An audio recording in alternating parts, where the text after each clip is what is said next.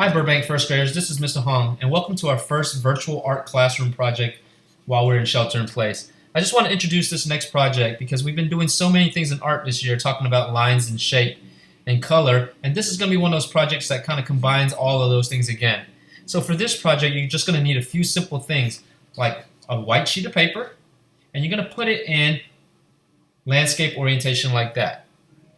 You're also going to need a pencil, and a metal spoon is optional, but I highly recommend grabbing a metal spoon that has a flat back if you can. I'm going to put this away for the time being. First, what we're going to do is, step number one, we're going to turn a piece of paper into landscape or hot dog orientation and fold the paper in half like a newspaper. So you put the corners together like a newspaper. And once the corners are together, you're just going to run your hand down the other side of the paper, away from those matching corners. You're going to keep the paper folded in step number two.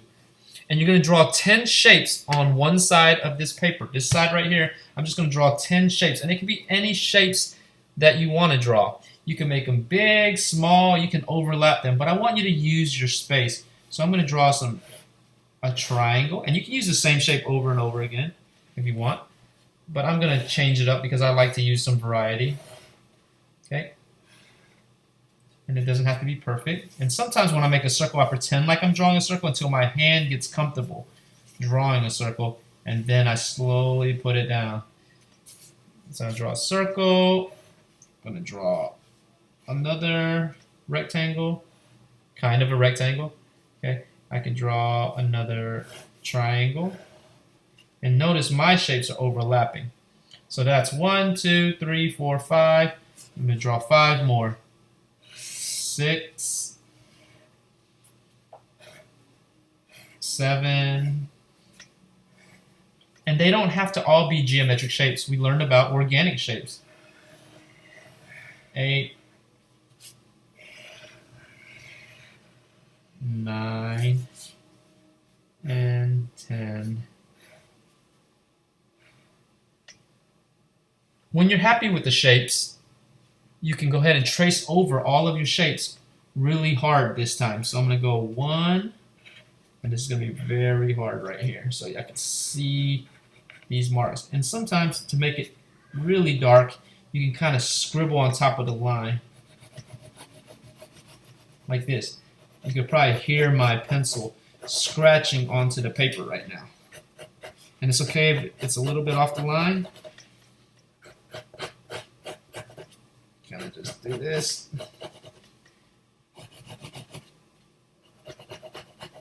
Just make it really dark and scratchy.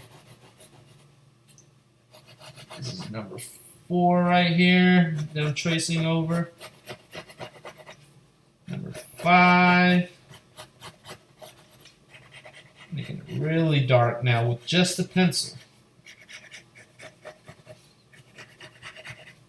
You can hear all that scratching. Here's number 6, number 7, and when you do it so dark, you should be able to easily tell which shapes you've already traced again very hard. So that's 1, 2, 3, 4, 5, 6, 7, and then here's 8.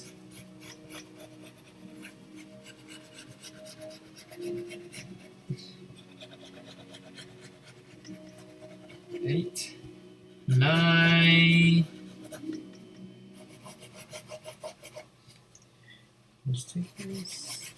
Number 9. And my last one, it is an organic shape, but remember we also called them free-form shapes. And this is a free-form shape because it's not a geometric shape.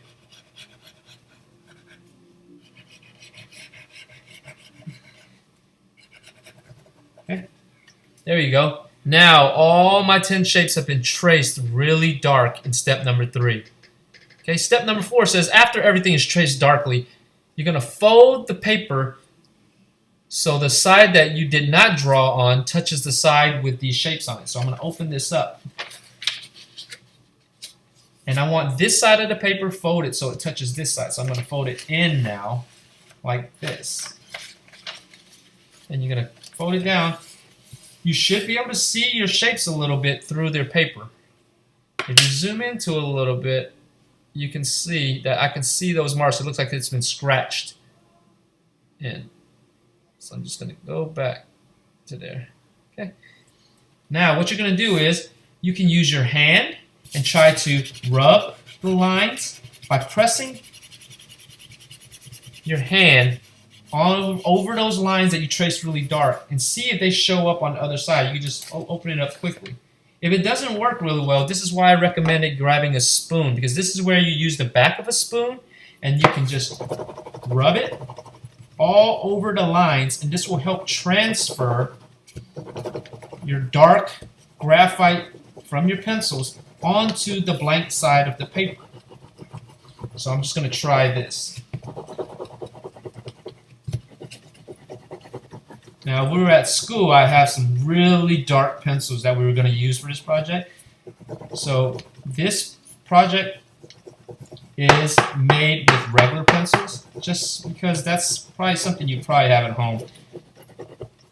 And now let's see what it looks like when I open it up. Wow, there you go. Now when I open it up, you should be able to see a softer version, sometimes they call it a ghosted version, of this side of the paper that we drew it. So if you cannot see it, you would simply just go over these lines on this side again, dark. Add some more graphite from your pencil, and then fold it back in half, grab your spoon, and rub it again. But if you do see it, you can open it, like I can see on mine right here. You'll go to step number 7, and you'll trace over these shapes right here. Now just trace over what you can see first, and you're just going to do it softly right here, so I can see that. And it doesn't have to be perfect. Okay. I'm just going over these lines, it's just so you can see them better. And I'm just drawing whatever I can see.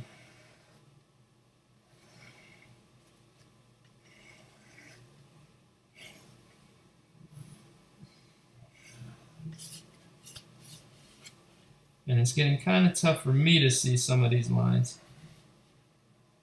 So I'm just going to go to do whatever I can see. And whatever I can't see, I'm going to go back over to the other side of the paper, add some more of my graphite pencil to it. And then I'll do another rubbing again. So I can see that I have most of it, but I can see I'm missing something right here. So what I'm going to do on this side is I'm going to take my pencil, go back to the first side, and just add some dark, really dark lines right there. I'm going to close my paper up, and I'm just going to trace that part of my paper with my spoon. I'm going to transfer it with the back of my spoon, just pressing on it, hoping that this will get that last spot. And there it is. It showed up this time. I just take my pencil and I trace it. So now you see that even though I made all these crazy 10 shapes just all over the place, by doing a transfer technique and folding my paper, you get something called symmetry, where both sides look exactly the same but mirror images of each other. Okay?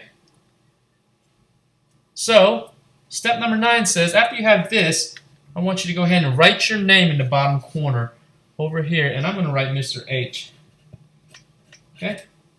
And this is the basic stopping point. If you want to stop right here and put your paper away at a safe place, you can do that. If you want to add some more details, you can go back to the first side. You can add some lines, add more shapes to it, and do some more rubbing to transfer it to this side. I'll just do a little bit for those that want to go ahead a little bit more. So let's say in this little bean shape right here, I'm going to add some lines like this. And make sure you do them very dark, because you saw me having to go back a few times.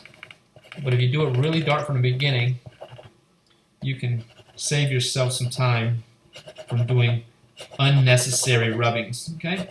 So I'm just going to add that little design on that one bean shape, and I'm going to make sure it's very dark. I'm going to fold it, get my spoon again, and just rub it really hard. Rub it really hard, and then open up that paper. You can see the line, the ghost lines in there. Just trace them the best you can. And that's how you can add some more details to these really complicated looking patterns by using transfer techniques to make it look symmetrical. So we call this symmetrical, and this line that we folded the paper in is called our line of symmetry. Okay, so after you have your name on there, if you want to add more, go ahead, feel free, but this is where we're going to stop at today, and next week we'll move on to more ways to make this project look more complete. So I hope to see you next week, and I hope to see more of you join us next week, and have a great time. Bye-bye.